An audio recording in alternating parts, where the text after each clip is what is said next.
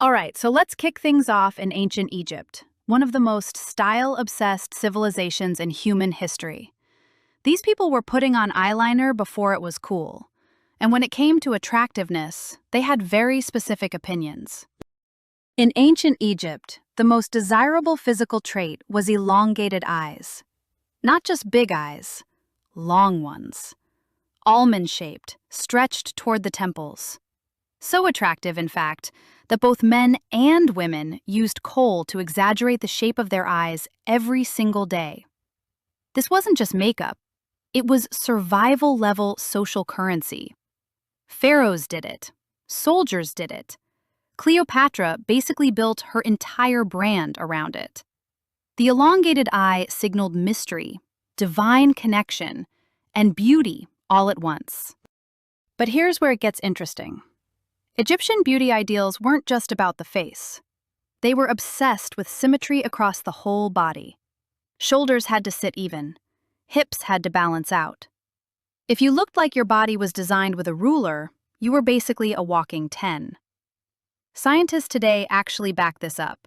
Facial and bodily symmetry is still one of the most cross-cultural attractiveness signals we know of.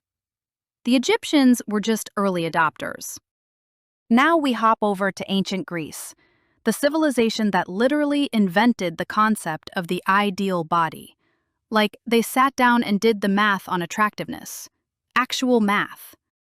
Some says the Greeks were borderline obsessed with something called the golden ratio, a specific mathematical proportion where one thing relates to another in a ratio of roughly 1 to 1.618. Apply this to the human face? The distance between your eyes, the width of your nose, the length of your chin. If those all lined up to the golden ratio, you were, according to the Greeks, objectively beautiful. They even built the Parthenon using this ratio. So, essentially, your face was being compared to architecture. For the body, Greek men idealized a V-shaped torso, broad shoulders tapering down to a narrow waist.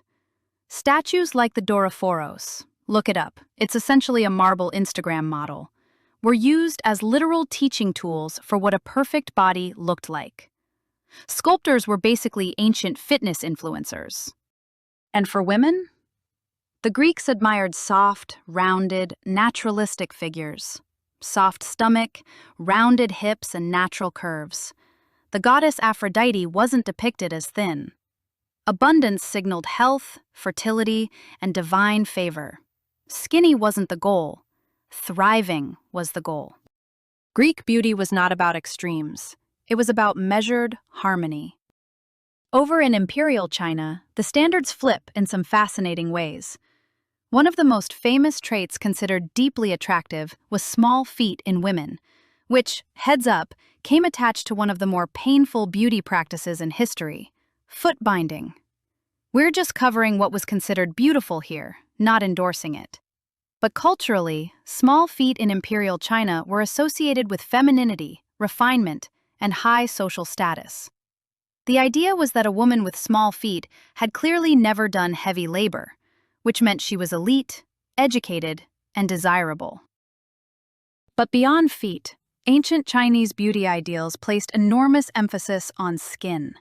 Specifically, pale, luminous, almost translucent skin. The phrase used was skin like jade, smooth, cool, glowing from within. Pale skin meant you stayed indoors, didn't farm, didn't labor under the sun. It was the ancient version of flexing that you had a desk job. Both men and women used powders and herbs to lighten their complexions. They also prized high, arched eyebrows, thin, elegant, dramatically curved. Court paintings from the Tang dynasty show women with brows drawn in precise, sweeping arcs, often with a reddish tint. Brows were so important, they were literally erased and redrawn higher up the forehead to create the right look. Yes, they were overlining their brows 1,000 years before social media told anyone to. Ancient Rome, home of gladiators, emperors, and remarkably strong opinions about hair. Roman men considered a full head of thick hair to be a mark of virility and power. Balding was genuinely feared. Julius Caesar, one of the most powerful men in the ancient world, reportedly used his laurel wreath not just as a symbol of victory, but perhaps also to hide his thinning hairline. For Roman women, long, elaborately styled hair was the ultimate status symbol. The more intricate the updo, the more slaves you presumably had to do it for you. So complex hairstyles weren't just pretty, they were a flex of wealth. Some Roman women wore hairpieces made from the hair of conquered peoples, which is a lot. But it shows you how seriously they took hair as an attractiveness signal. Romans also had something interesting going on with the unibrow. While it's out of fashion today, some sources mentions that Roman women actually drew in a connected brow to look more intellectually serious and beautiful. But it was not universally praised. A single, continuous brow was considered aristocratic and intense. Ovid, Rome's most famous love poet, literally mentioned it as an attractive quality. So if you've ever been self-conscious about brows that meet in the middle, some people of ancient Rome had your back. In Aztec culture in Mesoamerica, one of the most striking beauty ideals was a preference for crossed eyes. Yes, crossed eyes were considered beautiful. Parents actually hung small objects between their children's eyes in infancy to encourage the eyes to cross inward. Why? Because the sun god Tonatiuh was depicted with crossed eyes, and looking like a deity was about as attractive as you could get. Divine resemblance was the ultimate beauty goal. The Aztecs also placed a huge premium on a flattened, sloped forehead. Elongating the skull by gently reshaping it in infancy was practiced across many Mesoamerican cultures, including the Maya.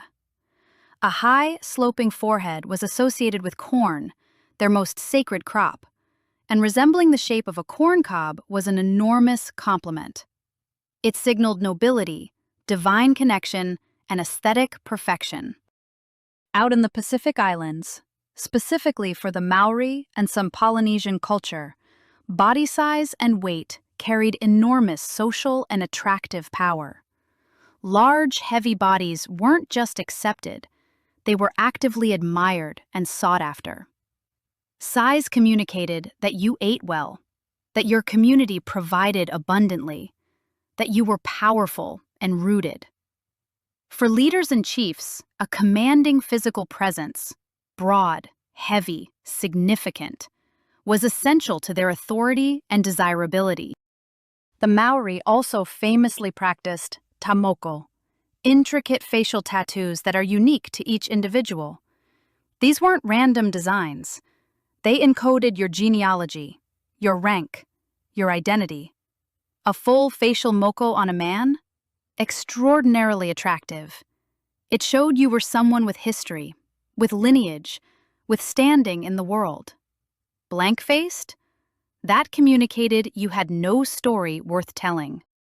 In ancient India, classical Sanskrit texts like the Kama Sutra and Natya Shastra laid out detailed descriptions of the ideal attractive form.